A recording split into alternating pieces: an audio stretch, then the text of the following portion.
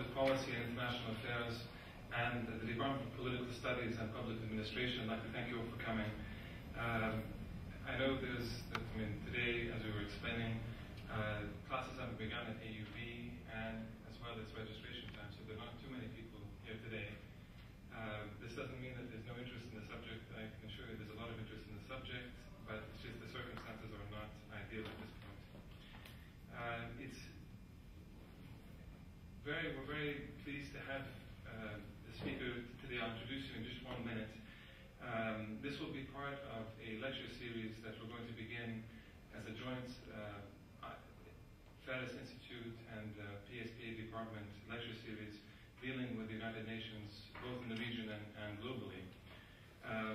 And this has become, the United Nations obviously has become a very important issue in the region in particular for two main reasons, and in Lebanon especially, I would even say. First of all, for obvious reasons that the UN is everywhere now in Lebanon.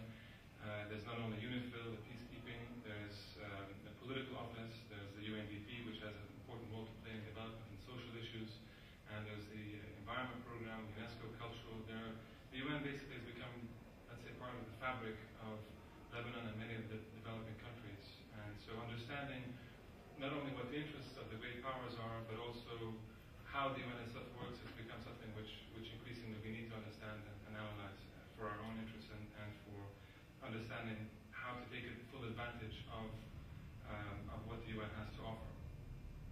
The second reason, of course, more specifically for Lebanon, is that if all goes well, Lebanon should become a member of the UN Security Council for the 2010-2011 sessions.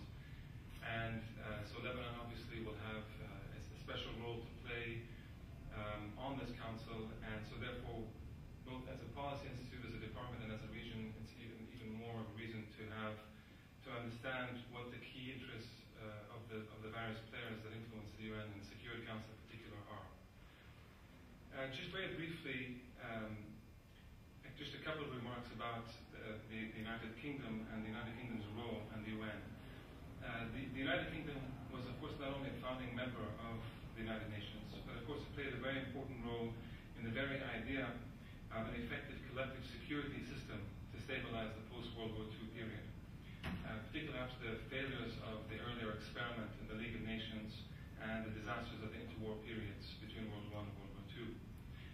Indeed, the United States and the United Kingdom proclamation in August 1941, the Atlantic Charter, set the tone for what would later become the United Nations. So it was in effect mostly an American, but also sort of a UK-US institution in its core. I think it's fair to say that by the 1940s, of course, the United Kingdom's status as a superpower was clearly on its way down, and it was being trumped by the two emerging superpowers, the United States and the Soviet Union. So while for obvious reasons the two superpowers were somewhat reluctant to give up some of the perks of their sovereignty in the name of an international organization and collective security system, the United Kingdom increasingly sought refuge in international laws and diplomacy that better suit states that could no longer influence world politics through military might or politics alone. So the creation of the United Nations, guided incidentally by what was called the Five Horsemen of the Security Council, being the 5 permanent members, who were supposed to ensure the implementation of the UN Charter, thus suited the United Kingdom interests perfectly, as far as I can tell. It had secured its place as a permanent member of the powerful UN Security Council, and it could ensure that its diplomacy had influence on the world stage. The United Kingdom today has the 4th largest mission size at the United Nations. It has used its veto powers 32 times, though most of these were cast from the mid-1960s to the mid-1990s, and the UK has not used its veto powers since that time, I think for obvious reasons. Today our speaker will be talking about the current roles today, the United Kingdom, its roles, experiences, and the interests.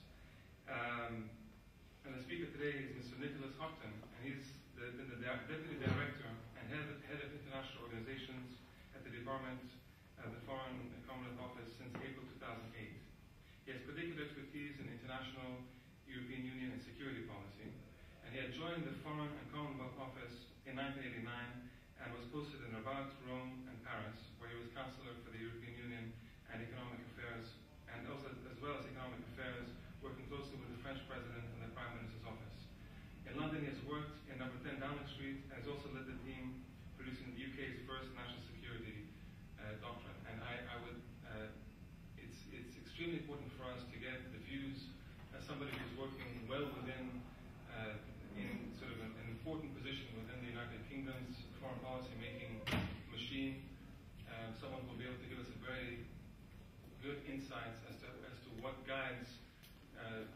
great powers or sort of slightly less great powers these days in terms of the interests and the various experiences of the United Kingdom. So without further ado, please help me welcome Mr. Nick Hopton.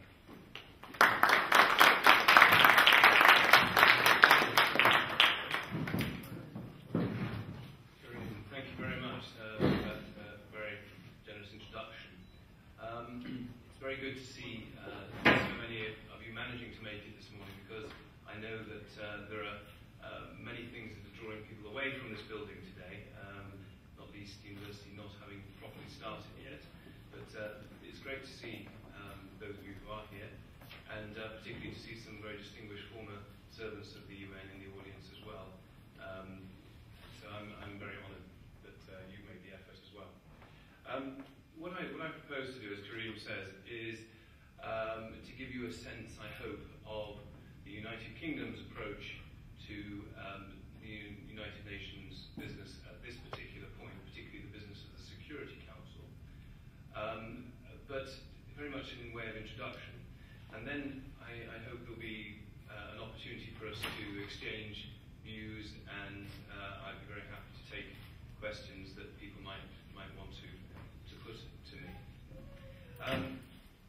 I think, just as to pick up on one point that Karim made at the beginning about the UK's position within the UN, of course, yes, we are a permanent member of the Security Council and the founder member, but we take those responsibilities very seriously. At the same time, this is a different world from the world in which the UN Charter was originally created. It's a very different world from the post-war situation in which the institution was built up. And perhaps towards the end of my remarks, I might touch a little bit on a wider policy approach that the British government is taking, which is directed at strengthening the international system as a whole, and not just the UN, although the UN, of course, is the prime, the most supreme international organisation we have. Also, as Karim said, a prime reason for my visit to Beirut is that Lebanon will be a member of the Security Council, we expect, from January, and for a 2-year period. This is a very important role. I don't think Lebanon has been in that position since the early 1950s, and my talks yesterday in Beirut I found very encouraging, because I think the Lebanese government officials are starting to prepare very well for that huge challenge that lies ahead. So we're looking forward in London to working closely with our Lebanese colleagues over the coming 2 years, as we expect they become a member of the Security Council in January. What I'll do next is I'm just going to give you, before getting into the UN specifically, I'd like to just give you some headlines about UK priorities for the international agenda at this particular point. I don't think any of them will surprise you, particularly as during the last week, of course, we've heard very important speeches from my own Prime Minister Gordon Brown, but also from other leading world leaders in the United Nations General Assembly. I think we have a very full agenda at the moment. In this area, obviously, we have a big, strong focus on the Middle East peace process, but there are other things which are also taking leaders' attention. But Gordon Brown in particular, and the British government, are focused on 5 particular challenges at the moment, and I'll be very happy to go into any of them in more detail in our discussion as we move on. The first one, and they aren't in any particular order of priority, I should say. They're all big, important challenges for us. Terrorism and international security grouped together, seen as a major challenge at this part of the early 21st century. It's not just about 9/11 and Al-Qaeda. It's a wider issue that we need to address, and at the moment, particular focus, of course, is on Afghanistan. A second major challenge being climate change and the implications of that for global security and for the welfare of populations who are particularly vulnerable responsibilities is to follow policy on the Commonwealth, which used to be called the British Commonwealth a long time ago, but is now a Commonwealth of 53 nations, ranging right across the globe and in various stages of development.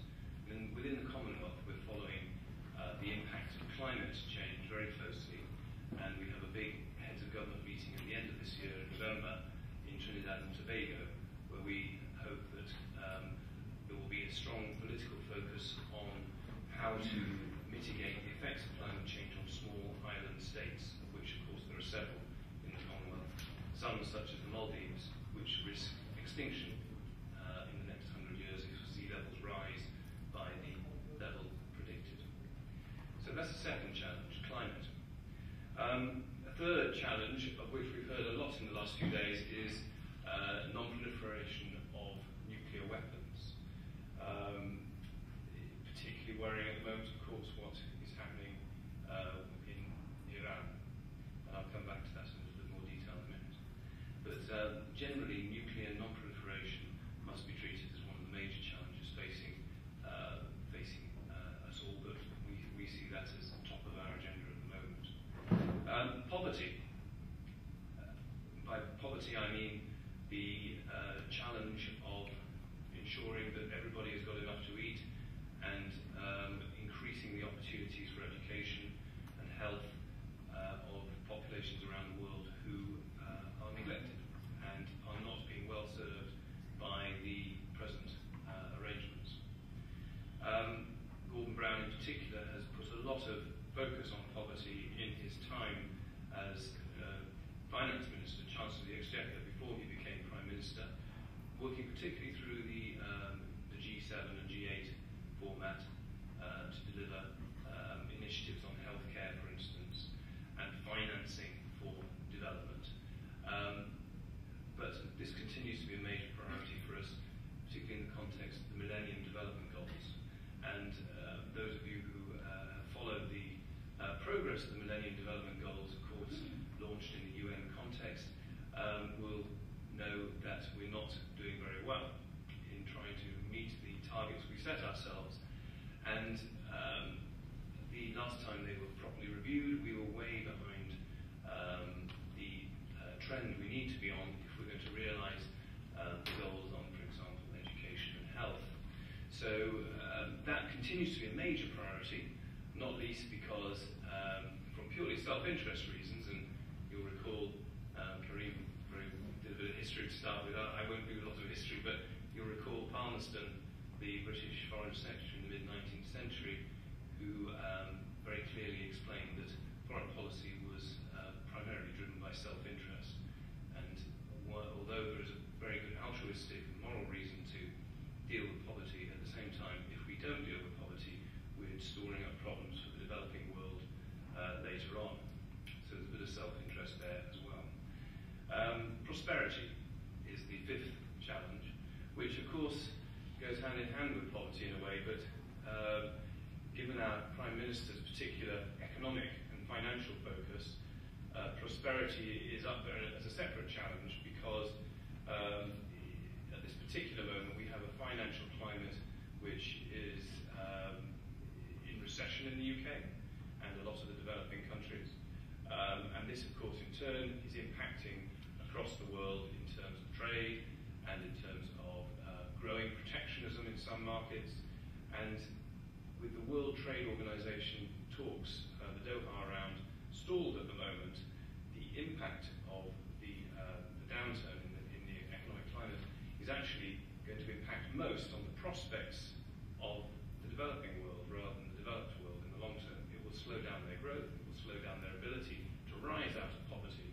And so, because of that, as you may have followed, Gordon Brown, along with his colleagues initially in the G8, now the G20, have been working through a series of summits, the most recent one last weekend in Pittsburgh, to try and put in place measures to counter the effects of the financial crisis, and having weathered the initial part of that storm and the measures in place seem to have worked to a large extent since the April summit in London. question now, and what was agreed at Pittsburgh at the weekend, focused primarily on how do you then remove those measures to allow the economy of the global economy to grow again freely, and to ensure that, one, the measures are not removed too early, but secondly, they're not removed too late. Very difficult. So a great degree of coordination needed within the context of the G20. And of course, the G20 itself is a very innovative new format.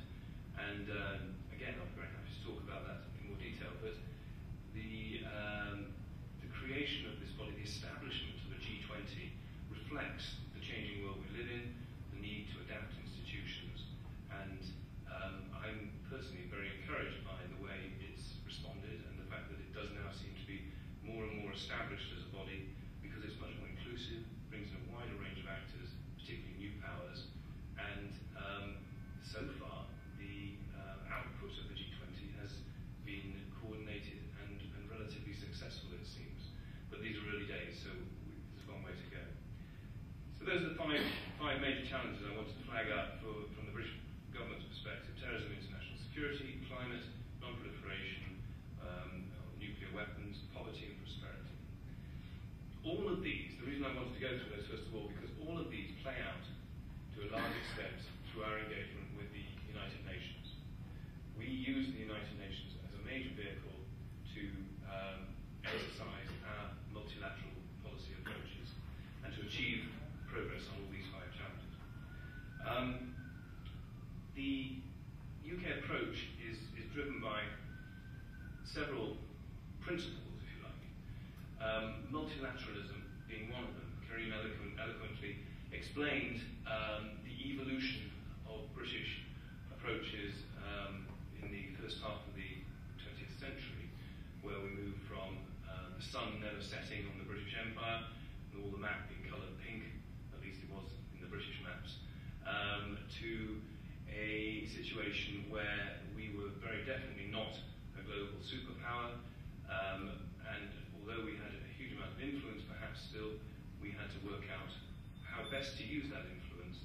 And being in a post-colonial phase, particularly after the independence of countries such as India, we had to reassess our position in the world and how best to use our resources and our experience for not only British benefit but also global benefit and stability. So that led us to a very clear decision by the end. It takes time, you know. There's perhaps for 40, 50 years, Britain was in search of a foreign policy. Several commentators made that point. But I would argue that since the beginning of this century, Britain at least has been pretty comfortable with its foreign policy approach. We're secure within Europe. We're an active, leading member of the European Union. We play a leading role in a whole range of international organisations. And of course, very important amongst that range of organisations is our position in the Security Council and within the UN more generally. But underpinning it is multilateralism. We are very firm believers in multilateralism, and therefore it's very encouraging to see the changed winds coming out of Washington in the last few months, since the election of President Obama, where you've got a new impetus behind a multilateral approach from arguably the world's only superpower. Alliances is another angle which underpins our approach to working within the UN, and more generally. We have very close alliances with a number of countries, yes, through international bodies, but also bilaterally. And some of our key partners are the United States and other members of the G7, particularly, I would say, France. And then within the Commonwealth, there are many countries we've got a lot of historical shared history with, which underpins our joint working with them as well. There are also alliances across the world in other parts, such as alliances with governments who share our values. And that is the basis upon which we will be working very closely with the Lebanese government in the coming years within the Security Council. Likewise, values, shared values, very important. approach. We explored some of it in our national security strategy, which we, as Gary mentioned, we published for the first time in the last couple of years. But shared values, belief in rule of law, the importance of democracy, and it's great to see a colleague from the Westminster Foundation here today, very important organisation for the British government.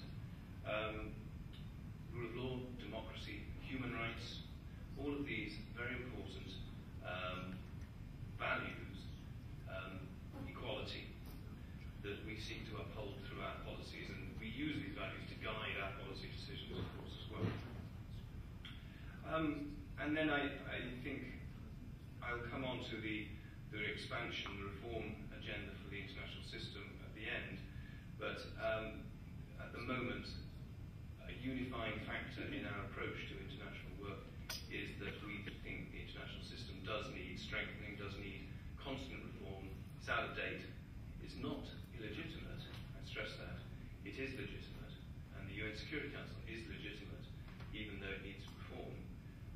But we do need to constantly look for ways of strengthening the international system so that all countries in the world, not just the 50 or so who were around in the late 1940s at the creation, as Dean Aitchison described it, not just those countries, but all countries, almost 200 of them now, have some say in the global governance.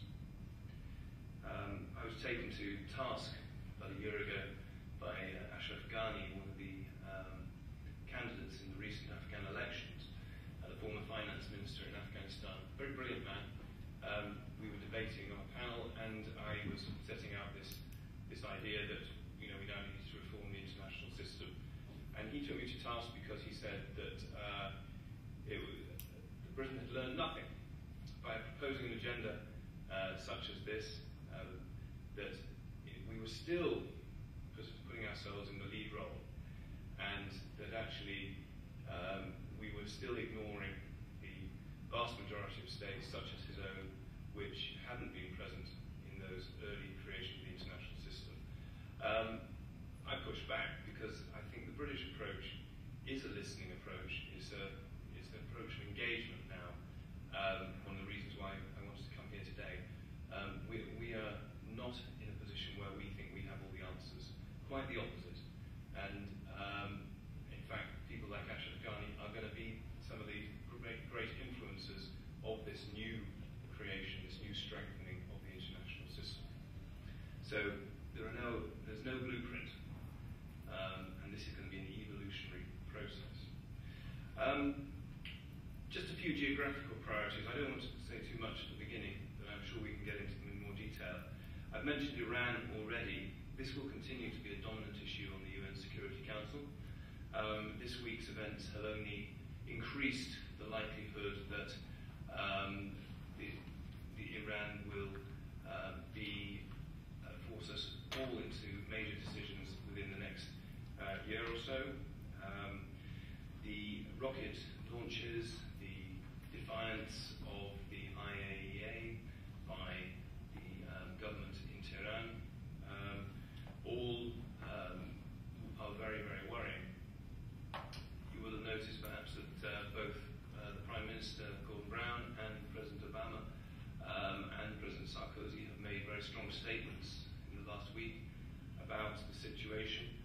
And this week there is a meeting in Geneva, tomorrow in fact, when the E3+3, as we call it, which is essentially 6 countries, leading countries, meet together with the Iranian representation to try and find a way of persuading Iran to stop enriching material for nuclear weapons. Iran has a right to civil nuclear energy, but it doesn't have a right to nuclear weapons. And for wider geopolitical reasons, it's very urgent that Iran takes this very seriously and stops its present enrichment approaches. So we'll be watching very closely the outcome of tomorrow's meeting, and I think we can expect this to continue to be a very important issue for coming months. Afghanistan, again, particularly in terms of international security. We have a situation in Afghanistan which is very fluid, and the immediate priority is to ensure that a credible government is put in place, whether it's led by President Karzai or someone else. The outcome of the elections must be credible, and that process, as you know, is still ongoing.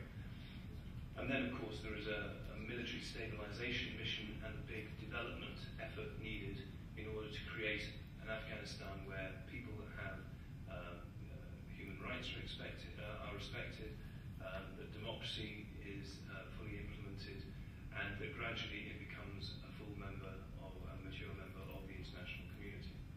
That's a big challenge, as we all know. But we've been in Iran now, in Afghanistan now for best part of 80 years, and I think it's going to be continue to be a major challenge for the UN, of course, because the UN has a very strong presence as well as countries acting bilaterally or through NATO or in other ways. Middle East peace process, that is seen from Beirut, I imagine that is the most important issue, and quite rightly so. At the same time, it is at the moment in an interesting phase. President Obama, since coming to power, has taken made a great commitment to try and move things forward, and the UK is fully behind his efforts. Particularly, we think that Israel should stop creating new settlements immediately. It's totally unacceptable that it's not freezing its settlements. And in the same way, we also look to countries in the wider region to engage properly with Israel and gradually move to a process of normalization so that your region here can enjoy peace, stability and prosperity in a way that hasn't been possible in recent decades. The continent of Africa, of course, continues to dominate much of Security Council business. Just a couple, I could talk about Africa all morning if you wanted, but I won't. I'll just flag up a couple of issues which will continue to dominate on the Security Council business where Britain takes a particularly close interest. Sudan. There are various aspects of the Sudanese situation which we need to continue to engage with. Yes, there is the International Criminal Court indictment of President Bashir for alleged crimes that he's committed. But while that process is absolutely right, we mustn't lose sight of the wider peace process within Sudan and the Comprehensive Peace Agreement, which next year leads us to elections in April, and we need to see those elections respected, and the government of Khartoum must honour their commitments there. If they don't, there's a real risk, we understand from people on the ground, that not only will Darfur be a major humanitarian tragedy, but you might actually find it dwarfed by a new civil war, a new upheaval within Sudan, which would obviously require another major international effort to stabilise it and to try and reduce conflict. So Sudan will be a major issue for the next year. Somalia, there's obviously the piracy issue, and then there's the question about how do you create a viable state out of a country which really hasn't ever had a stable democratic government before. The signs, I understand, are that things are moving in the right direction, that the central government is gradually taking more control, but there are still large areas controlled by warlords, and where rule of law just is not exerted at all. So that will be a major issue. At the same time, Britain is very clear that we aren't in the game of launching a major new peacekeeping operation in Somalia. And why is that, you say? Isn't this an example of kind of double standards or neglect, perhaps, on the part of the developing world? I think it's more about realism.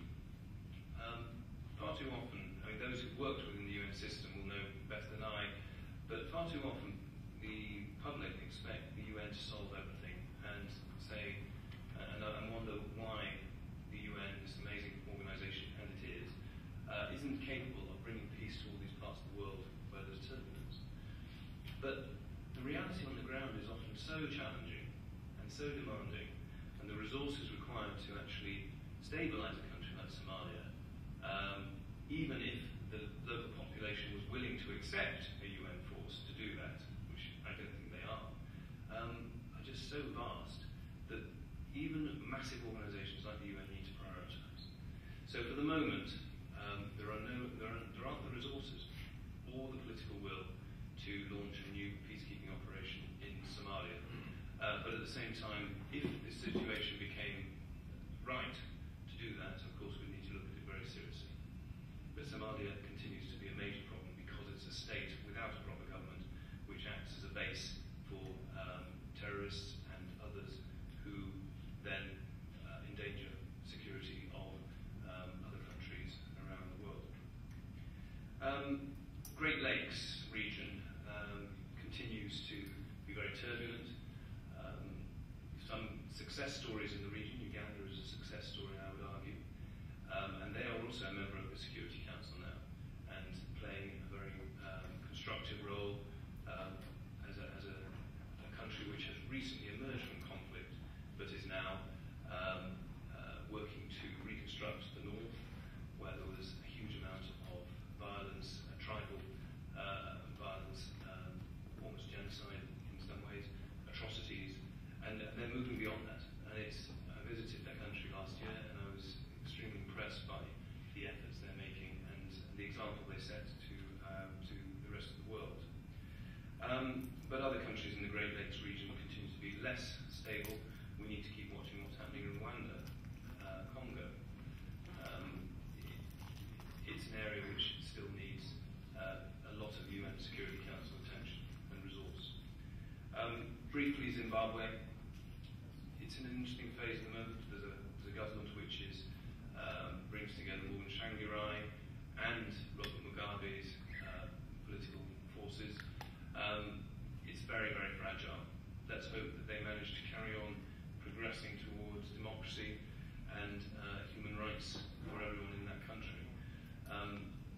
But given past performance, particularly from President Mugabe, it's hard to be too optimistic. So I suspect that the Security Council may need to look at that business again before too long. I could mention Burma. I could go on. There's a long list. I could mention the Balkans. And maybe we could come back to some of those issues in questions and answers. But that was just to give you a flavour of some of the geographical issues that are top of the UK's agenda within the Security Council at the moment. And then there are cross-cutting issues which will require Lebanon in particular, as a new member of the Security Council, to engage on as well. And this is where countries can bring their own particular history and expertise to bear.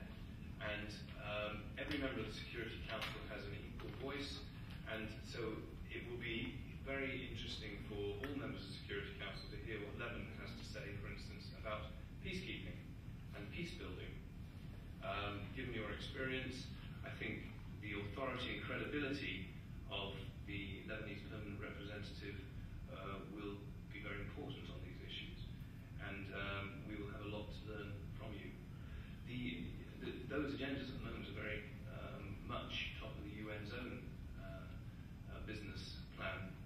The UN Secretariat launched a new report recently called New Horizons, which looks at how the UN does peacekeeping, the various bodies within the UN system which are involved in peacekeeping and peace building, and how they coordinate with each other. Are they joined up enough? And the answer is very simple: no, they're not. How can it be done better? And then there are various ideas on how to do that. How do you act more strategically when you're setting up a new peacekeeping operation? At the moment, the tendency is always for the Security Council to say there is a problem in X country, therefore we need to send UN peacekeepers to stabilise the situation, stop the fighting. And the decision is taken often without real reference either to the military planning aspects or to the how do we then follow up stabilisation with a proper development effort. And of course the UN has huge resources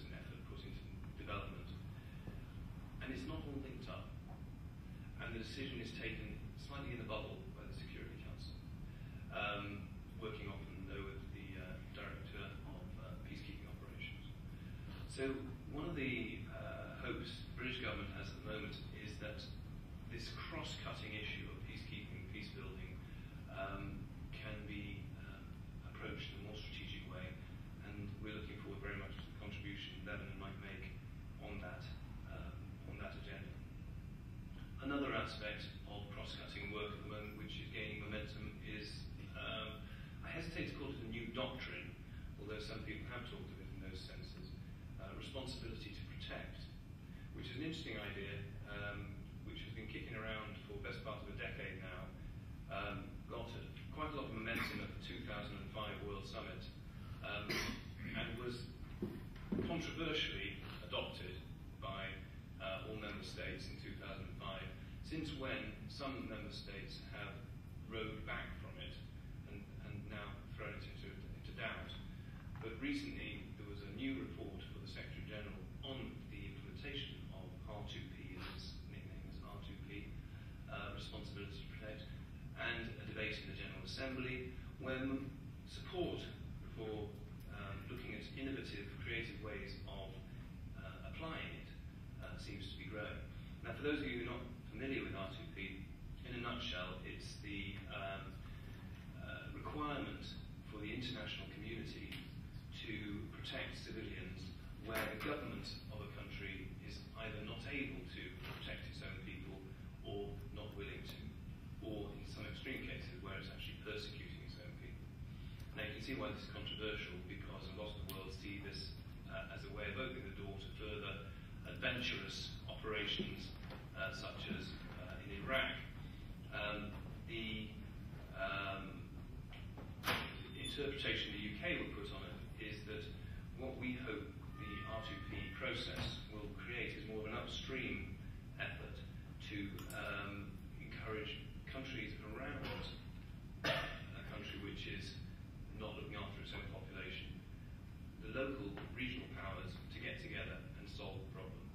We saw an example of this in Kenya, when African countries led by Kofi Annan got together and stabilized the situation in Kenya after the elections, when it threatened to really slide downhill very fast.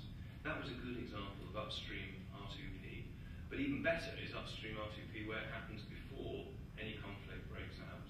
So local powers recognize that a situation is developing, put their efforts together and get involved with that country to stabilize it before there is loss of life and bloodshed.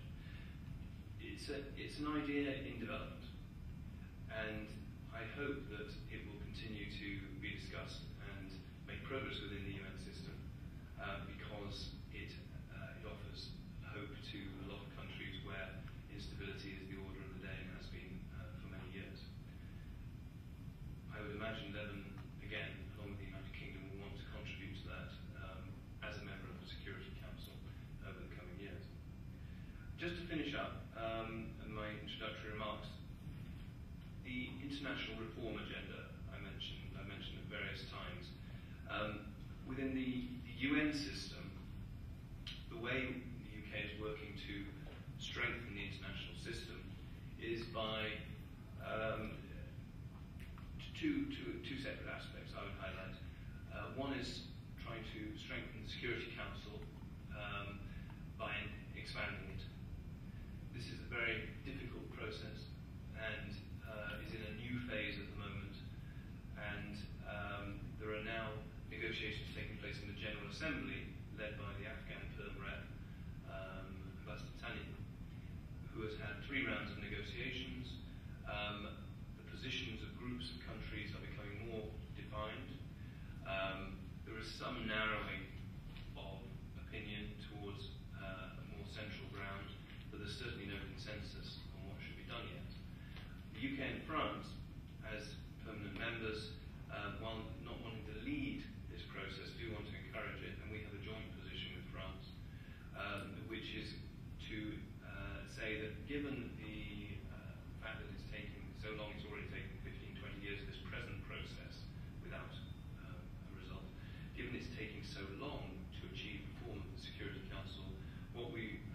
suggest is that people look at an intermediate model of reform, and by which we mean you agree that 4 obvious countries who deserve a place on the Security Council, and we think Japan, Germany, India and Brazil are obvious candidates, given their new emerging role, given their the role they play on the global stage and their contribution to global security, which has changed vastly since the Security Council was created, plus some African representation, by which people normally think a couple of African states should be made permanent members. You know, we are pushing that process forward, although it's led by others, and obviously has to be a pretty consensual decision at the end of the day. The reason why we think Security Council reform is so necessary is because, yes, the Security Council is still an extremely powerful body, and its decisions lead to peacekeeping operations around the world and other major impact on global security. But we fear that unless the membership is enlarged to include some of the countries that were left out of Dean Acheson's creation, then we need to, the body will become less effective within 15, 20, 30 years. We've got an uphill battle though, because other countries such as the United States are still forming their policy on this, and are less convinced of the need to expand the Security Council. China and Russia send mixed signals, and encouragingly recently have said that they are open to expansion. But the African Union itself has a position which really makes all progress at the moment impossible, because the African Union's position is formed as Esselwini, so it's called the Esselwini Consensus, binds all members of the African Union into an agreement whereby they will only accept reform if they get a large number of permanent seats, including veto powers for all their new members, which at the moment is basically not negotiable. That's one aspect of UN reform. The other aspect is within UN management and budgetary issues, mainly done through the 5th Committee. And it will come as no surprise to you to hear that the UK considers that the UN is rather wasteful in the way it uses resources. It's not efficient, it's not focused always on the areas it should be, it's not as joined up as it should be, and doesn't prioritise as well as it should. So those are all areas that we're focusing on very much within the context of UN management reform. And part of that is also getting the right people into the leadership roles within the UN and other international bodies. We were delighted recently when Helen Clark became head of UNDP. She is an outstanding candidate. She's already making a huge impact. Former Prime Minister of New Zealand. You need the right people in these top jobs, regardless of their nationality. And because of that, we sometimes get accused of being slightly naive, because there is still an assumption that countries champion candidates who are either their own nationals or there is some vested national interest in it, regardless of the merits of the individual. We're trying to get away from that. Our policy is to champion the best person for the job, and we're encouraging our friends and partners to try and move to that approach too, although obviously it's a policy reform which is fraught with complications. I've talked enough at this stage, and as I say, I've come here to hear others' views as much as to explain the British position. So I'd be very interested to hear any opinions or questions, and I'll deal with them as best I can from you. Thanks for listening. Okay, thank you very much, Nick, for this quite comprehensive introductory remarks, and it really puts us in a focus in many ways. It's very good for people, I think, at AUB and in Lebanon and in the region to know that there are things going on in the world aside from Lebanon and Lebanese politics and the interminable formation of governments. There are quite a few issues that Nick here touched on, and of course this is a discussion, so I'd like to open it up for questions. But if I may, I'm going to just start by asking one question, which which is really a series of questions, and you can answer them now or over time, because it may take you. The United Kingdom, like many countries, is often, especially in the region, charged with hypocrisy. Like all great powers, there's always a gap between what's said eloquently, as you just did here, and how it gets implemented in various parts of the world. The question of hypocrisy comes up in areas such as you mentioned. I can think of just three areas that you mentioned. One is the nuclear proliferation, where there's this extreme pressure on Iran, for good or bad reasons, but of course Israel is left off the agenda. And democracy, discussion of democracy and values, and Europeans always talk about values and how important human rights and values are. Yet when democracies and elections don't go properly, suddenly it gets thrown out. And of course the question of Palestine and Hamas and the elections in Palestine are a very good example. And thirdly, you talked, for instance, about that in Sudan, the International Criminal Court, that it's a good idea to go after someone like Bashir in Sudan. Yet we haven't seen much by way of discussion in the UK whether they're going to accept the Goldstone report recommendations to refer Israeli crimes in Gaza to the International Criminal Court. Will the UK come out in support of Judge Goldstone's recommendations to refer Israel to the International Criminal Court in order to push? It's not so much pushing an anti-Israeli agenda, but it's just this is the key issue which takes away from the legitimacy of all the issues that you talked about, which I'm sure many people in the world would agree with. But it takes away from the notion that the United Kingdom and those on the permanent members of the Security Council have an agenda which is actually international, which is actually engaging, which is actually international in scope rather than parochial state interests and backing those that are the preferred interests. So I know this is a huge amount of thing. I'm sure there are probably a bunch of people that might ask some similar questions in smaller bundles, but if you want to answer maybe a little bit of this, and then we can open it up to questions. Okay. Happy to do that. I think the questions are not totally unexpected, Karen. And thank you for putting them. I think hypocrisy, as you say, is an accusation often put before countries which are playing a major role in the international system. And I'm not going to seek to say that the UK has always acted perfectly. History is something that we inherit, and we deal with best that we can. At the same time, I'm proud of many things that my country's done in the past, and some of its legacy.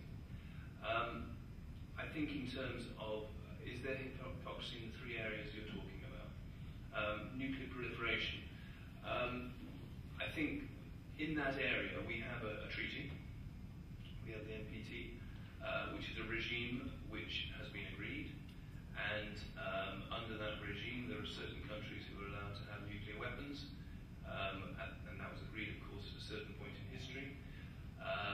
And the idea of that regime was to limit the spread of nuclear weapons so that you didn't have the situation J.F. Kennedy feared would happen, where suddenly you had 30, 40 nuclear powers by the time you got to this stage in history.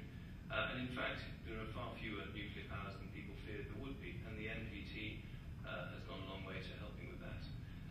That's going to be reviewed next year at a very important conference, I think starting in May.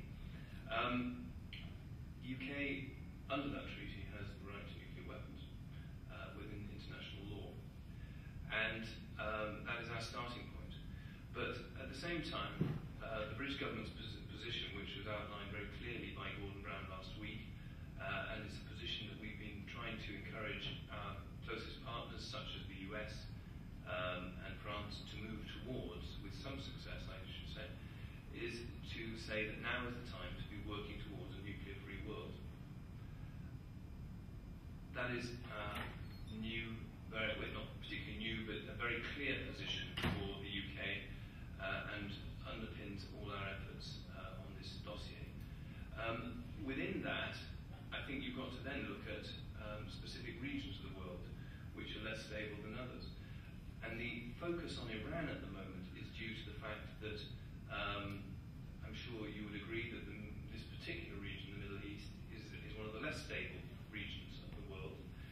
And if you have an escalation in nuclear powers in this region, you risk making it even less stable than it is already.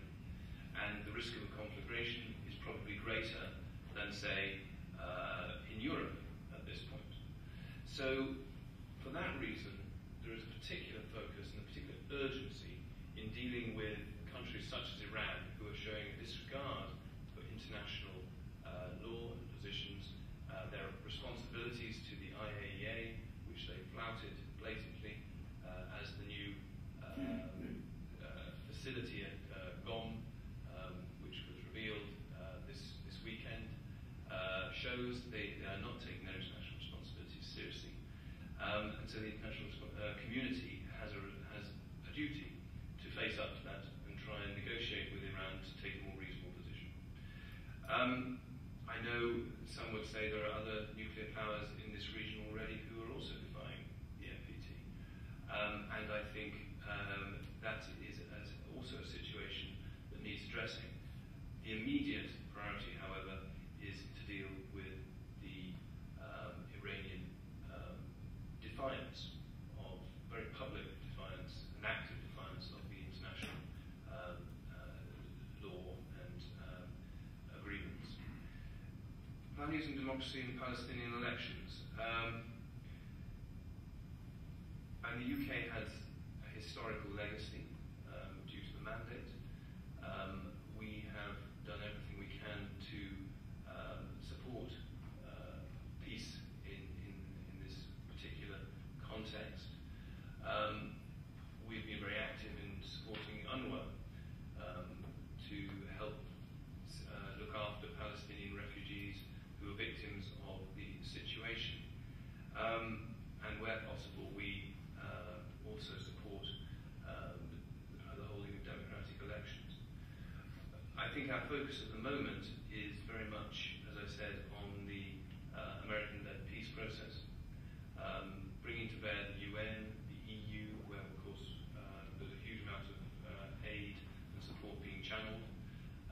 We're doing everything we can there, and trying to come up with ideas for supporting the achievement of a two-state solution, where you have an independent Palestine, you have a return to 1967 borders, and you create a situation in the region where Israel's security is also guaranteed.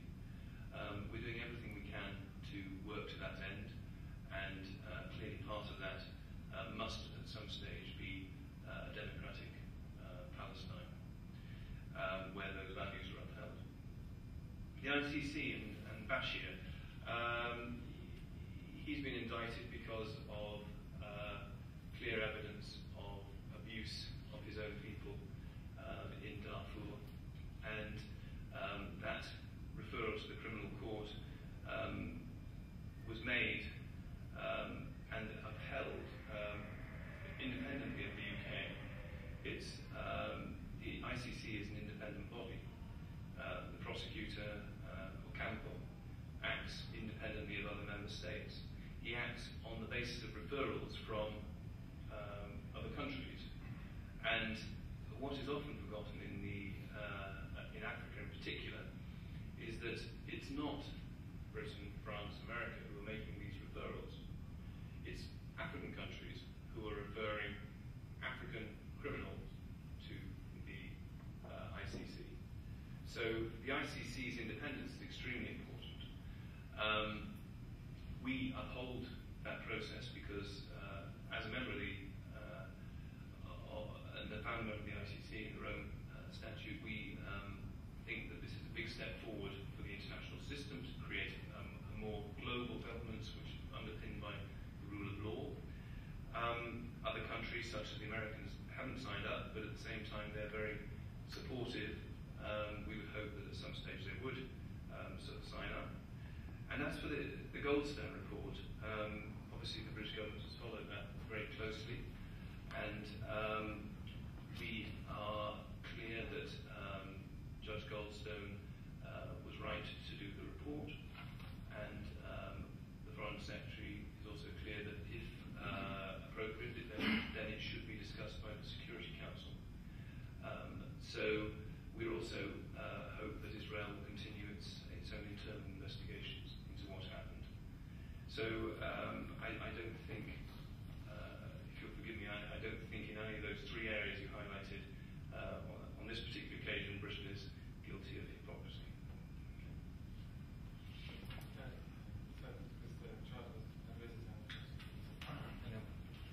Thank you all for giving us the opportunity to listen to your views, interpretation of events, and give us this kind of big picture that spans the globe. Unfortunately, I have to really second the questions that Karim raised. I mean, although you provided some way to respond to them. The issue of Iran and proliferation is a very serious one because it affects the security of the region as well, especially if the intent goes, as it seems to be indicating, towards a more direct engagement, let's say, with Iran. Like that could be, especially when you consider this in terms of comparison to what's happening to another nuclear power like Israel in the region, and there seems to be some reluctance in acknowledging that Israel is a nuclear power, and nothing is being done about it. I will not go into every single point that Karim said, and I'm also wondering about, for example, the concern about policies in Africa, or this renewed concern is due to the fact that the Chinese are moving in forced into the continent and taking part of sharing the power that is out. I think an issue about Palestine is also very important. Focusing on Iran as a threat to world peace is not as much of a concern to people in the Middle East as much as what is going on in Palestine and Israel. That's it. Thank you.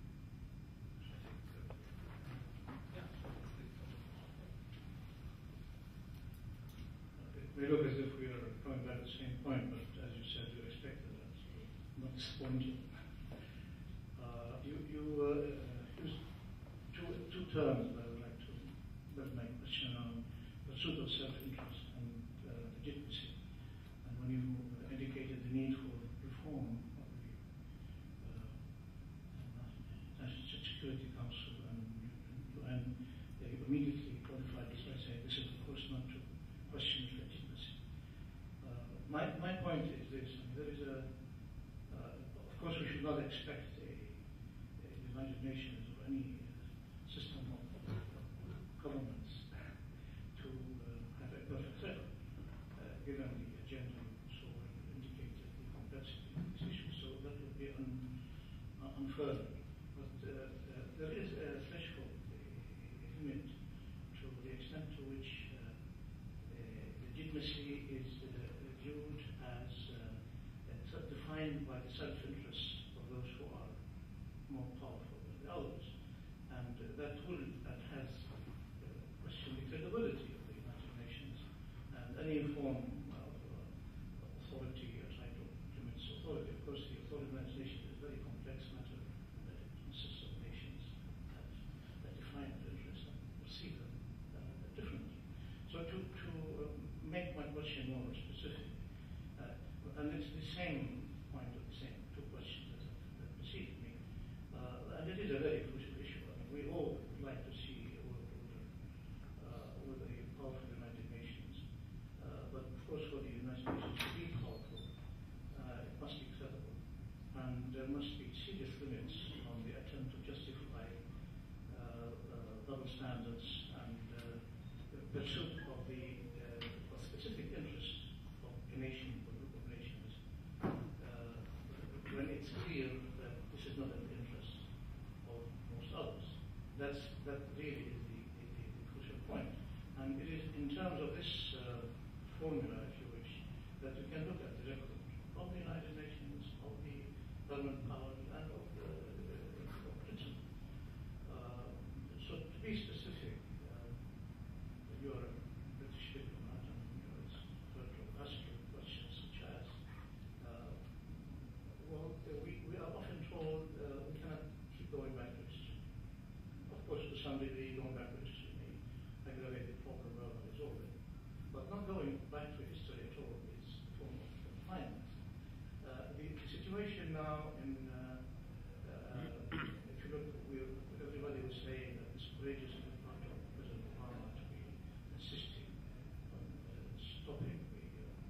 expansion of settlements. One, the issue really is why settlements at all? It appears as if it would be a really victory for peace and a step in the right direction if Israel would agree to stop its program, when the pattern has been to establish facts on the ground and then more facts and more facts.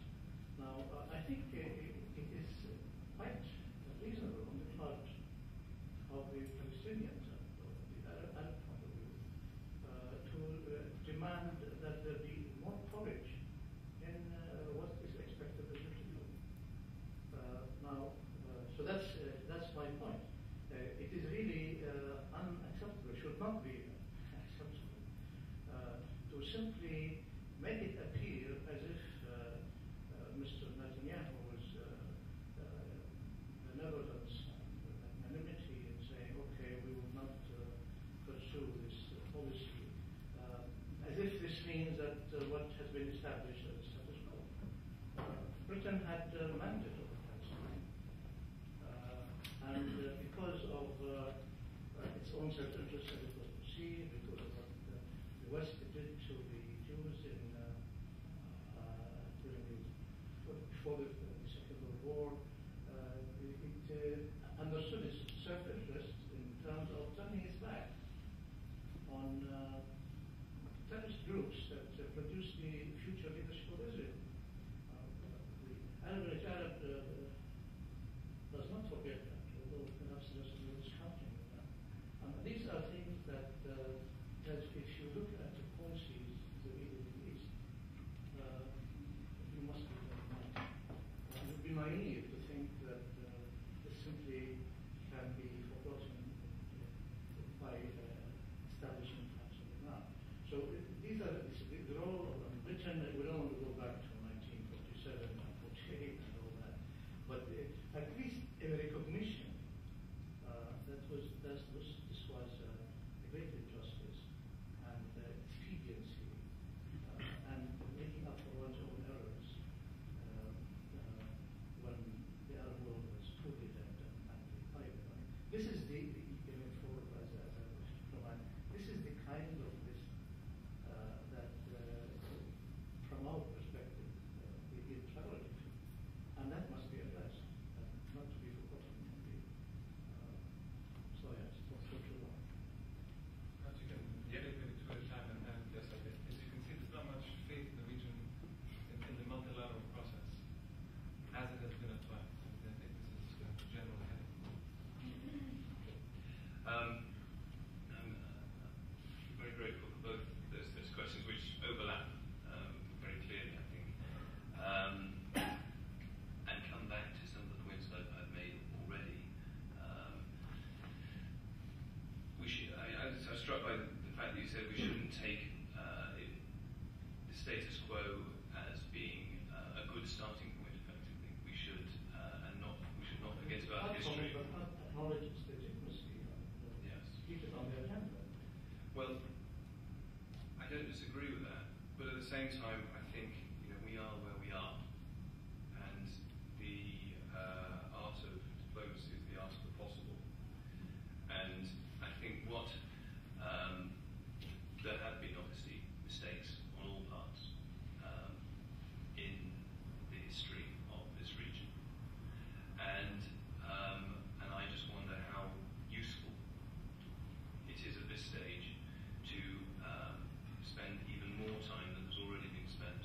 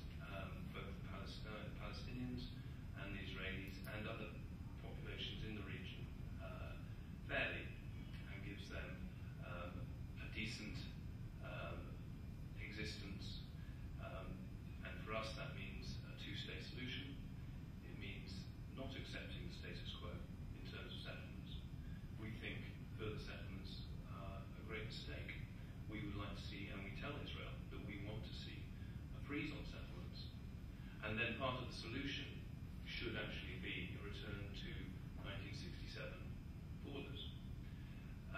So that is not accepting the status quo. At the same time, one has to negotiate with what you've got. And at the moment, and that includes obviously engaging the politicians leading countries at this particular time. And I think that is what President Obama is trying to do. I think he made a very courageous decision on becoming president to commit himself at an early stage in his mandate to trying to make progress on the Middle East situation. I think he's made a good start, but it's not going to be solved overnight. As we saw last week in Washington, it's often going to be 2 steps forward, 1 step back. And I think the progress is heading in the right direction at the moment. And we certainly, in London, we're going to be doing everything we can to support him, using the knowledge that we have of history, because history is important. It's a common saying that those who don't know history are condemned to make mistakes over and over again. We strongly believe that in London. One of the things that Britain, France, other countries which have been playing a major role for a long time can actually add to these kind of negotiations is the historical perspective and understanding. We will draw on that, but history is not going to be enough to solve the problem of today. The problem of today must be dealt with by today's politicians, starting from where we are and trying to agree a common outcome. And the way to achieve this, picking up Karim's point, is through a multilateral process.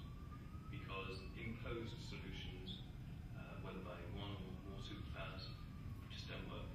That's history. That's the past. The future is bodies like the UN, bringing interested groups together, allowing all voices who have a say in an interest in this solution to be heard, and so that the outcome is one that can be sold to everybody by their political leaders, and hopefully will provide a basis for a more peaceful and equitable solution future for the people, who of course this is all about at the end of the day, not the politicians. It's about the general civilian population. So I understand that answer may not fully satisfy you, but I hope it will convince you that the British government's approach to the present process is based on good faith, and we haven't forgotten history, but we've learned from it, and we will continue to try and apply the lessons we've learned to the process as it goes forward. I think I've dealt with those points. If I've missed one or other out, you let me know.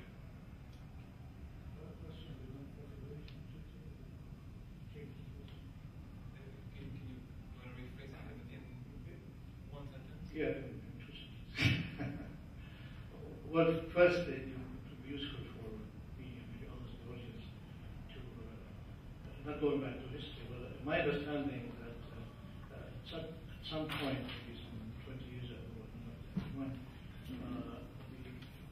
those who had nuclear powers, the right to have nuclear powers was established fact. And the idea was, okay, let's not figure. So those nations who signed the non-proliferation treaty committed themselves not to develop nuclear arms. Is that the correct understanding of this treaty? In a nutshell. Yeah.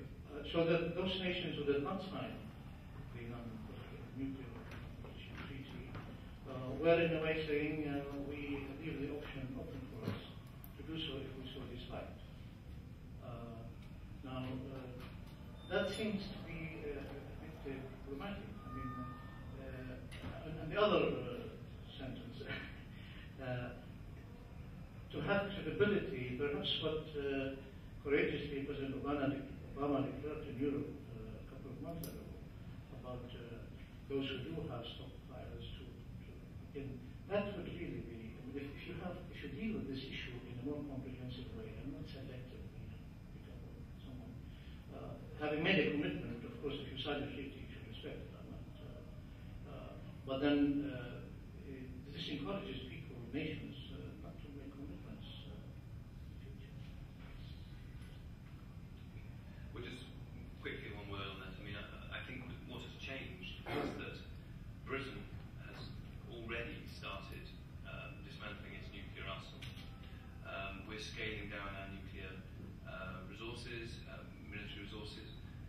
we are very clear that our goal is to get rid of them altogether.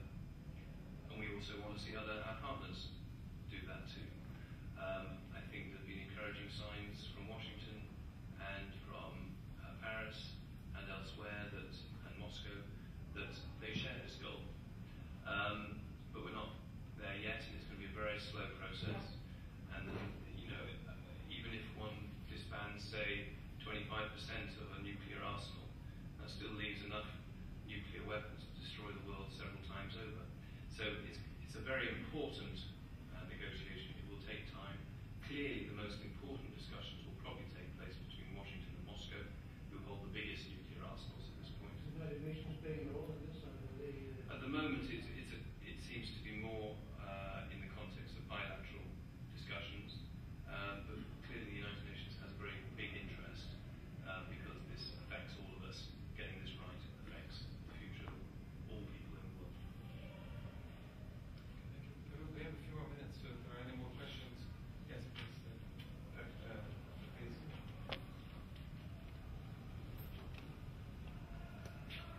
Thank you for your explanation about UK's policy and foreign policy. Today, I'd like to ask you about nuclear issues. Simply, can I ask you to introduce yourselves before you ask? Thank you. My name is Park Osoigawa. I'm an associate at the PSP department at AUB. Today, I'd like to ask you about the nuclear issue about North Korea.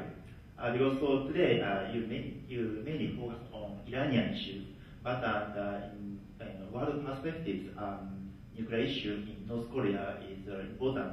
Also you surely know. From the perspective of East Asian people, American role and activities in this issue is well acknowledged and also well broadcasted by mass media. But unfortunately, it is difficult to know the British roles about this issue. So I'd like to ask you the UK's roles and perspectives and viewpoints about this North Korean nuclear issues. Also, this issue is closely connected with Iranian nuclear issues. So I'd like to hear your analysis about this kind of connection. So my question is nuclear issues in North Korea and also your British role and perspectives. Also the connection is Iranian affairs. Thank you. Perhaps one other question? Well, I want to talk about the Is anybody have a question similar okay. to that? No, mine is about the Security Council reform. I just wanted to clarify because I'll start talking about it next week in my course on changing the role of the UN, and this is something we've been talking for years. What is your actual position on the Security Council reform, which is based on expansion? Now, I think I heard you say that you are not going to even discuss about giving the veto right to somebody else or to share your veto right or giving up your veto right, which is the crucial issue actually. Otherwise, we are just fooling ourselves. We are talking about G4. We said, I heard you say the Africans demand more. Do we have to assume that the whole entire South America agrees with the Brazilian participation as the new permanent member? Do the Europeans really agree with the German participation as a new European member? Did we ask the Italians and Spanish what they think about that one? Does China agree with Japan becoming a new member of the permanent member of the Security Council? So what we are trying to do is actually, we are sort of covering the eyes and saying, well, we are doing reform without actually doing reform. We are just creating a second tier, a second level of elite countries imposed on a world body, which is not going to do anything. So I think, but what I heard from the UK position, which I think is the same with all the P5, is let's pay lip service and say, okay, we made reform, but we are not going to get there. That's all. Okay. And there's two questions. Maybe to piggyback on that, with the European countries, are they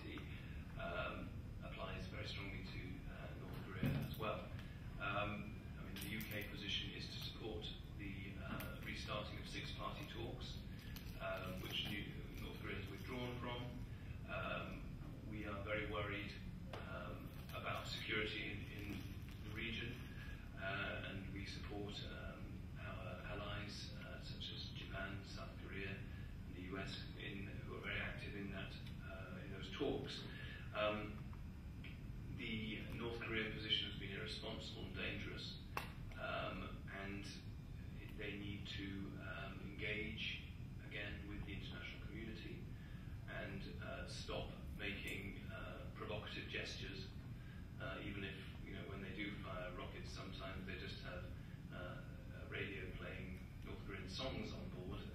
Still, it's a very provocative gesture. So I think it's important the international community gets behind the six-party talks and puts pressure on North Korea where possible to re-engage. Is there a read across to Iran? Yes, in as much as it's part of the same, it's very consistent with the same general approach to making the world more stable by stopping states behaving outside of the international framework.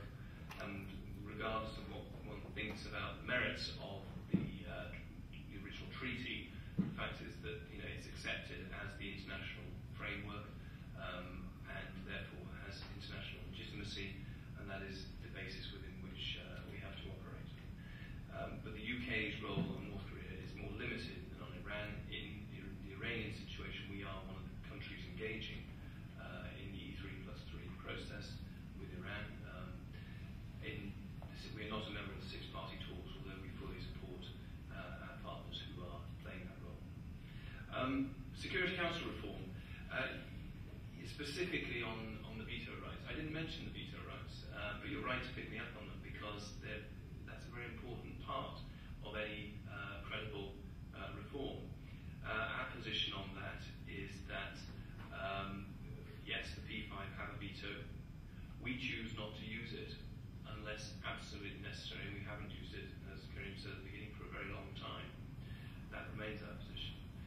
We don't think it's helpful for countries to use the veto.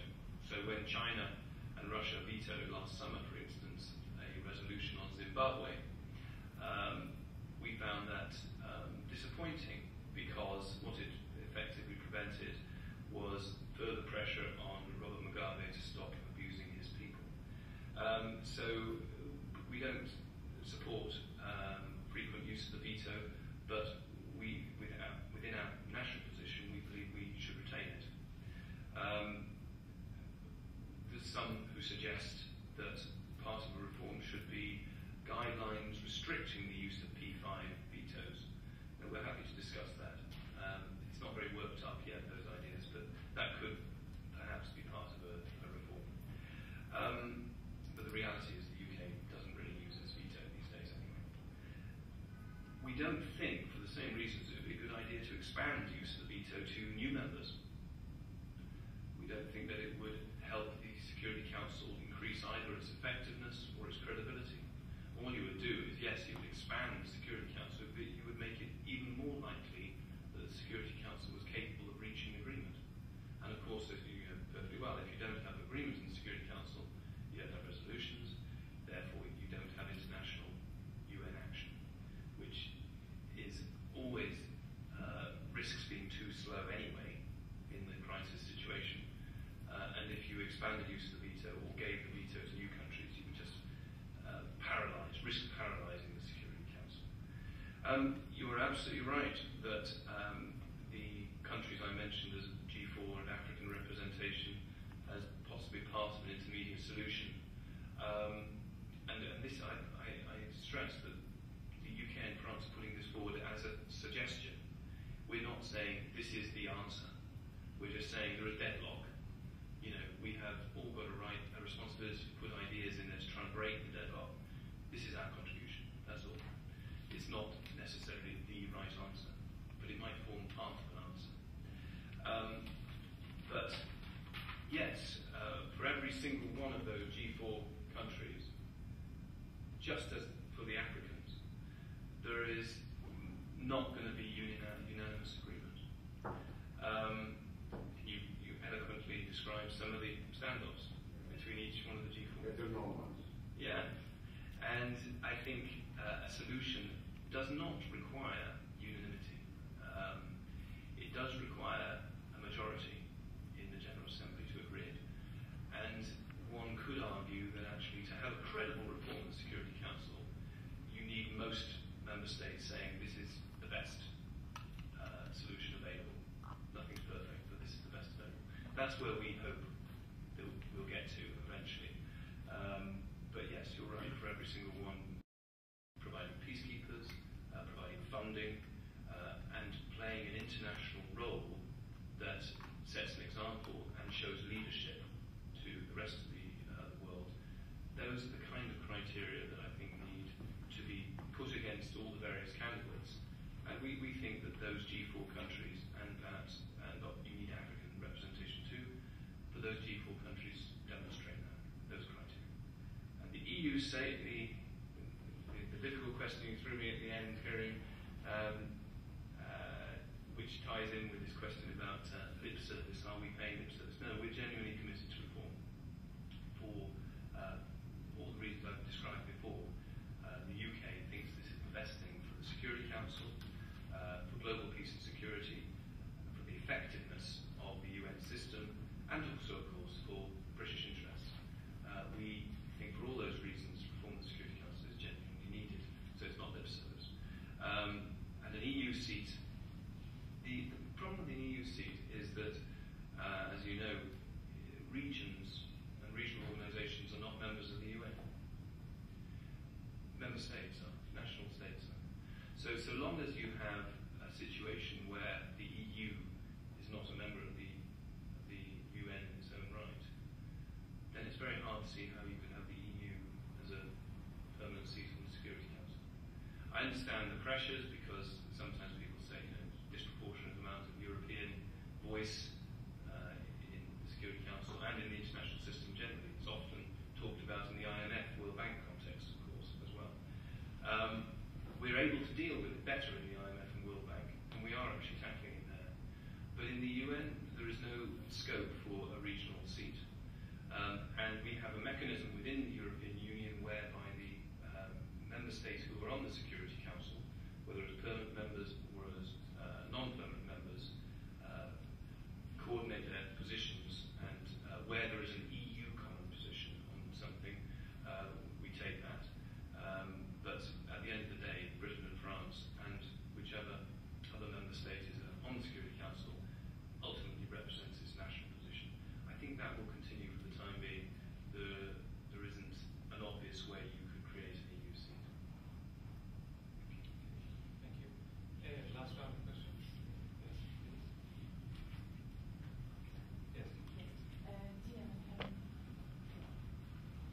Foundation for Democracy. My question is more related to the foreign policy, UK foreign policy in the region, and it's about Yemen and the position of the UK in Yemen. Given that UK is one of the main donors for development in this country, what's happening, your position on the events?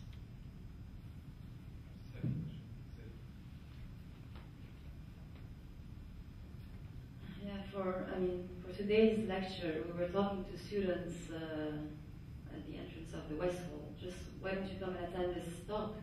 Just bringing students to the audience. And they said, what is this talk about? So it's about the UN and the UK. And they said, what about the UN? What are they doing towards us in Lebanon and the region? So there is a lack of trust in the UN system and what is it doing to the region. And also losing its credibility. Can you say something about it? Are there any other questions? Just a very quick one. Yeah. What it is, in talking about RTP and other kind of attitudes in terms of policy, whether there is something that is going to be addressed towards the situation in Gaza. I mean, it's a population, a full population under siege, and I don't want this to be forgotten just because we're talking about a peace process or whatever. Any last questions? This will be the final round. Let me just pick up one last question. Do you think there will be an agreement in Copenhagen, a climate change agreement? Maybe that's what you can give an optimistic response to. Thank you. Yemen, I'm not an expert on Yemen, but I am aware of some of the developments there, and I'm also aware of UK interest in the country. I think all I can really say is that we are following it very closely. We're worried, and the history of Yemen is such that in the past, when things have gone badly wrong there, it's tended to impact more widely in the region and also internationally. So we're very aware of that, and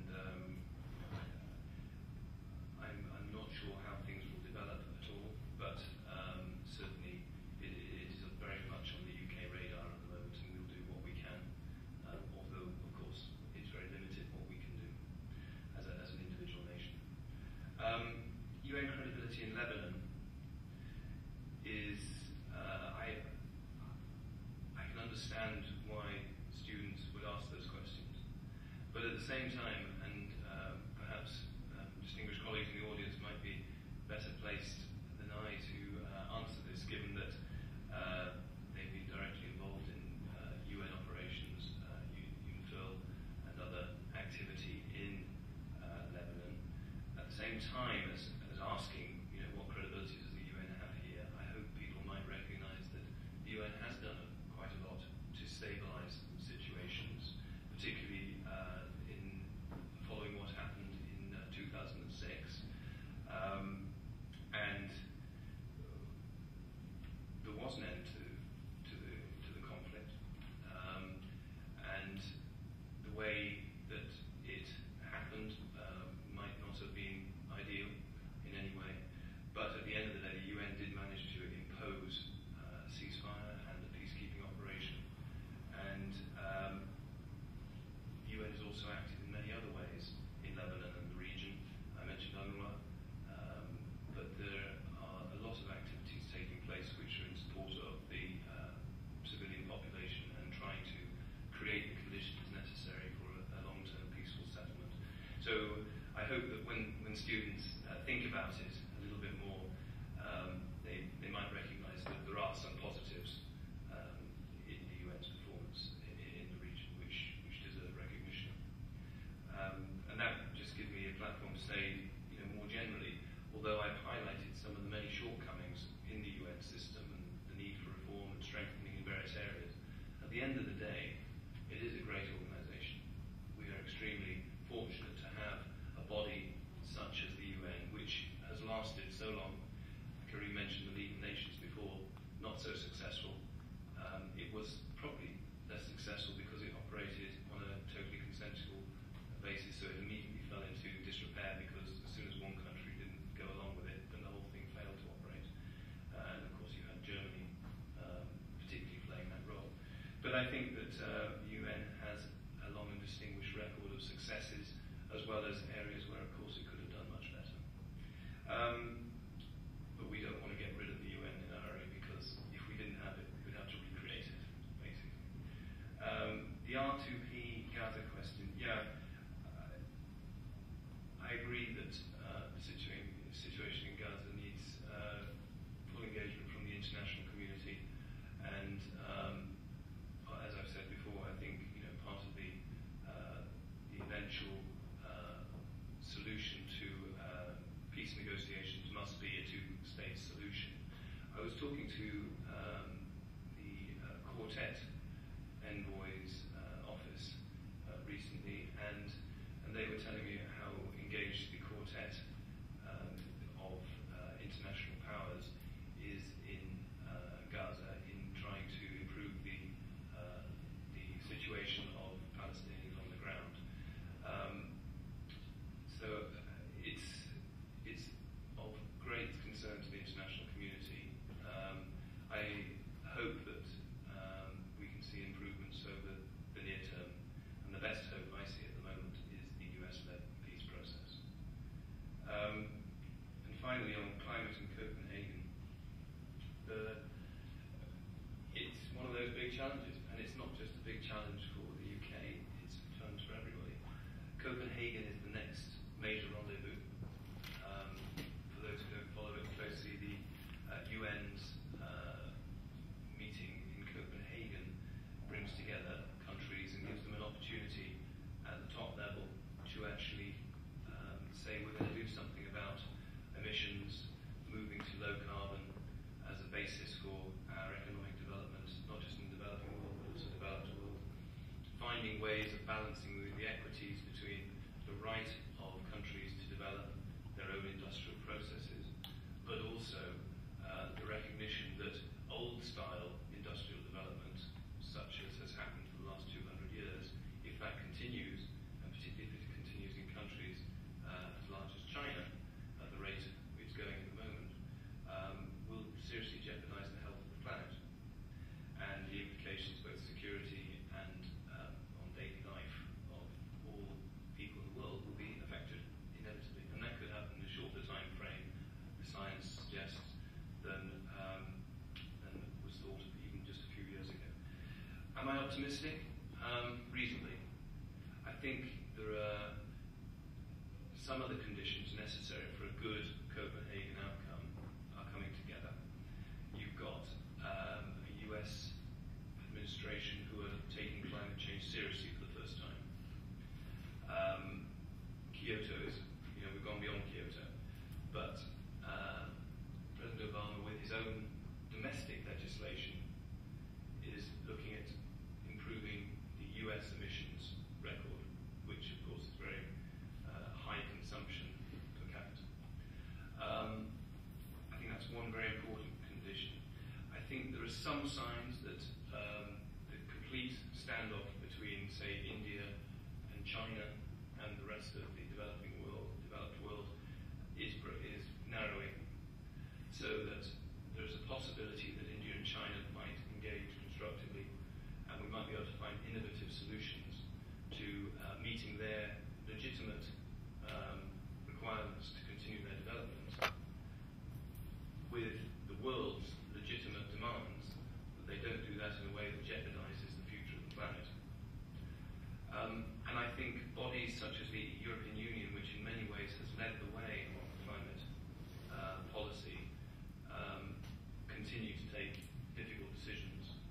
And countries such as Germany and some Eastern European countries in the European Union have found it very difficult actually to go along with some of the more advanced European policy on low carbon, championed, say, by the UK recently.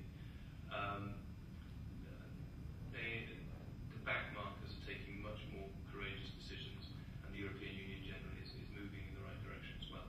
So those situations are all converging, but as with any major negotiation, most of the crucial stuff will happen in the last week, even 24 hours, and a lot of it will be down to individual interaction between leaders. So there's a lot on their shoulders. So relatively optimistic, but it's not a done deal by any means. Thank you very much, and I'm glad we ended on a semi-optimistic climate change mode rather than on the quartet, which would have brought us into depression, I think. On behalf of the South Paris Institute and the Department for Political Studies and Public Administration at AUB, I'd like to thank Nick Hopton for this very stimulating talk and very wide-ranging, and sort of setting the agenda, which will, whether we like it or not, will be the agenda on the Security Council and on the global stage for the coming years. And thank you all for coming and for this discussion.